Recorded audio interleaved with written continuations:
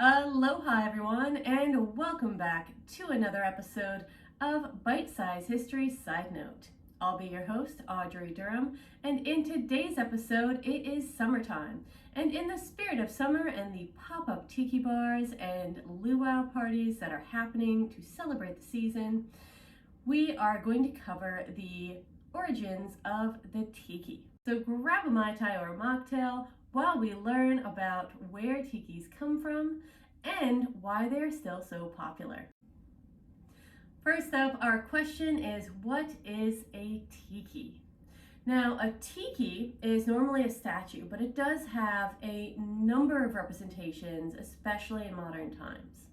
Tiki statues, specifically, are created from wood or stone and are carved images with grimacing figures that are representations of either the four Polynesian gods, or they could also be representations of Tiki himself. Behind me you'll see a Tiki mug, and then you also see a couple of the Tiki masks that I painted onto canvas just for fun. The mug is definitely something that's a little more different. It's a skull.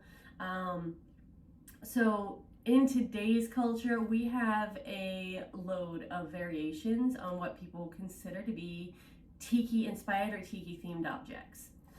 Now, when we talk about tiki in Polynesian culture as the first man or first human, there are a number of creation stories that revolve around this person. And one of them is a story in which Tiki is extremely lonely, and then one day he looks into this pool of water or a pond, and he is overjoyed because he sees what he thinks is a new friend.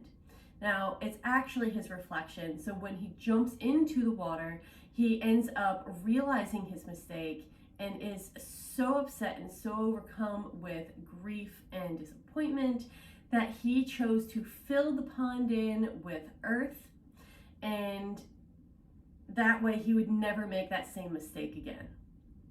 However, from this earth, the first female or the first woman was said to have formed, and that became his companion. Now, there are a number of origin stories, like I said, about Tiki and the creation of first humans, not just in Polynesian cultures, specifically Tiki for Polynesian cultures, but creation stories are abundant across the world. That means that really, we can make a lot of connections on a personal level as to belief structures as well. All right, now, differences between Tiki carvings. The Tiki carvings are said to also represent, like I said earlier, four Polynesian gods. Now, these gods are Ku, the god of war, Lono, the god of fertility and peace, Kane, or Kane, I'm thinking it's Kane, the god of light and life, and Kanaloa, the god of the sea. Tiki statues are traditionally created by high-ranking tribesmen for ceremonial purposes, so it's actually believed that any tikis created by someone else are considered only for decoration purposes. The faces on tikis are often menacing, and this is meant to ward off or scare away evil spirits. And some of the famous tiki statues are the moa, found on Easter Island in the South Pacific. Now, these giant statues are carved out of lava rock. The modernization of the tiki really started happening in the 1930s. Now, as Hawaii became a U.S. state, the world began to learn a bit more about Polynesian culture. And in 1930s, during the Great Depression, actually, 1933, the first official tiki bar and restaurant opened up in Hollywood, California. It was started by Ernest Raymond Beaumont Gaunt, who eventually changed his name to Don, but the restaurant was actually known as Don the Beachcomber. By the early 1940s, after World War II, the tiki bar culture began to expand around the world, and returning soldiers who had been stationed in the South Pacific had become familiar with the foods and the decorations that went with the tiki bars. One of the major chains that was started during this era is actually known as Trader Vic's.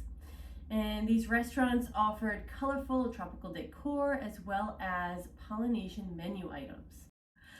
So by the 1970s, the tiki bars had started to lose a little bit of their popularity due to disco and some of the other influences of the times. However, it didn't last long.